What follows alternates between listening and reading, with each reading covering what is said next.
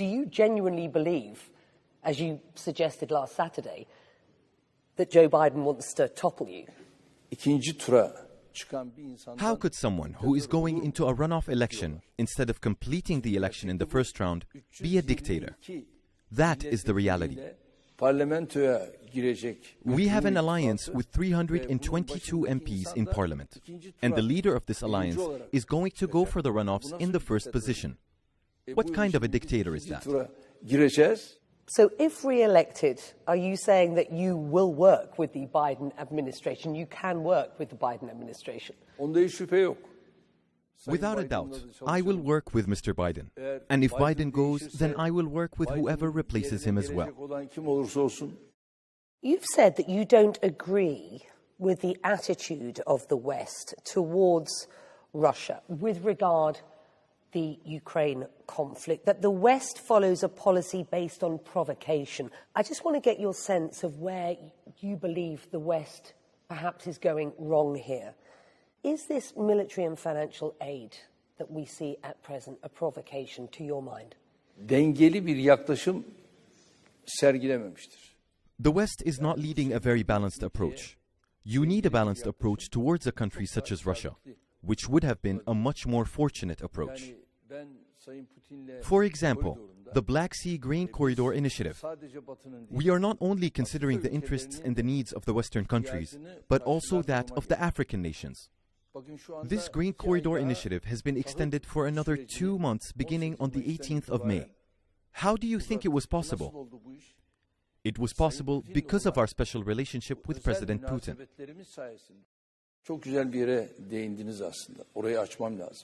When it comes to Syria, you've brought up an important point that I'd like to elaborate on. The opposition is constantly focusing on one thing. They say when we come to power, we will send the Syrian refugees in Turkey back. It's impossible for me to agree with that. But let me say one thing. If we were to do something like that, we would have to take certain measures. Right now, Turkish NGOs are building residential units in northern parts of Syria. Why? So refugees here in Turkey can go back to their homeland. This process has already started, and right now, we're launching another initiative to encourage 1 million refugees to go back to their homeland. We're building housing units. These are good projects. Let me just be clear here. If you are re-elected, then your policy will be to return voluntarily at least 1 million Syrian refugees of these some 4 million who are here. Is that what you're saying? Within what period of time? Maybe even more than that, because the infrastructure investments we are making right now will be capable of hosting more refugees. That's how we are developing these projects. The refugees will go back to their homeland voluntarily. President Erdogan, will that be a voluntary program of return? Because at present, many refugees and rights groups say that those who are voluntarily returning are not participating by choice. There have been arbitrary arrests, detentions, and the deportation of some Syrian refugees.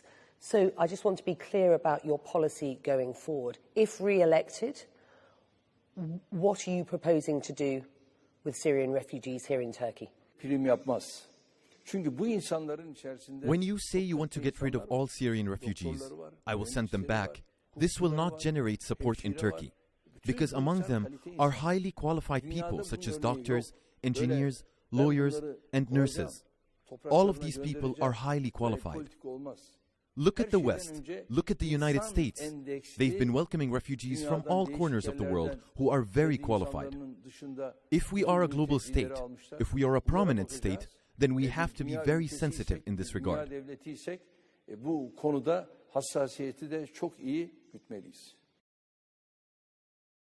Let's talk about the S-400s and the controversy that has created.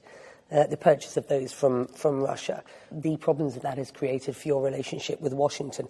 It was the purchase of those S-400 systems that got Turkey expelled from the F-35 fighter jet program. Do you still have any hope that you'll be able to acquire F-35s in the future? Or have you got to the point where you say, we don't need them, we will have our own domestic defence sector going forward, we don't need to buy from others? During the Trump presidency, the US had a wrong approach regarding the S-400s. Why, if we are a free democratic country taking part in a liberal global market, if I cannot purchase the defense system from the US, then it's the US that pushes us to buy a different system from a different country. We couldn't purchase those systems from the United States.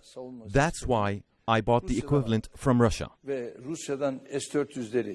And when the F-35s were not delivered to us, we were very upset because we are NATO allies. Turkey is one of the most significant members of NATO. That's when we started looking at the alternatives. When we saw the attitude of the Americans about the F-35s, we told them to at least provide us F-16s and the necessary parts so we continue our relations in a determined manner. There are some positive developments in that regard. I hope that these positive developments will continue. What's your relationship like with the Syrian President Bashar al-Assad, and are you on track for a reconciliation?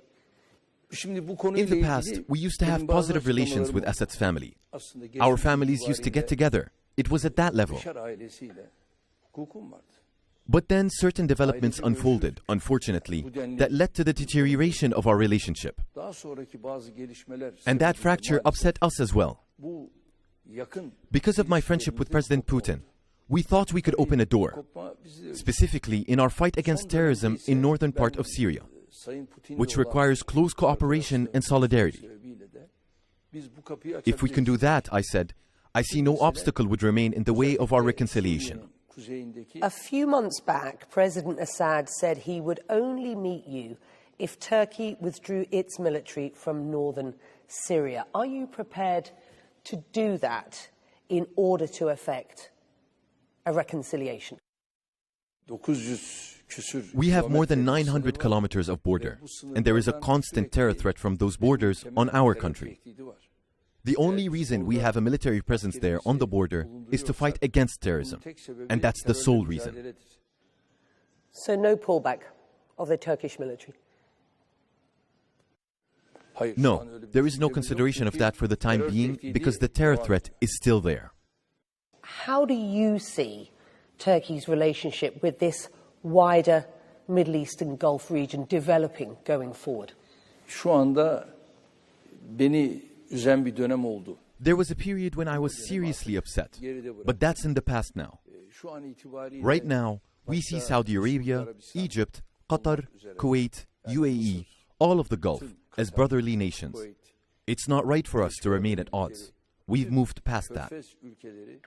We've started state visits to Saudi Arabia, UAE, Qatar, Kuwait, and after the elections, I hope relations will expand on the political, military, commercial, cultural, and economic fronts, and we will take the necessary steps to improve our relations with the Gulf states.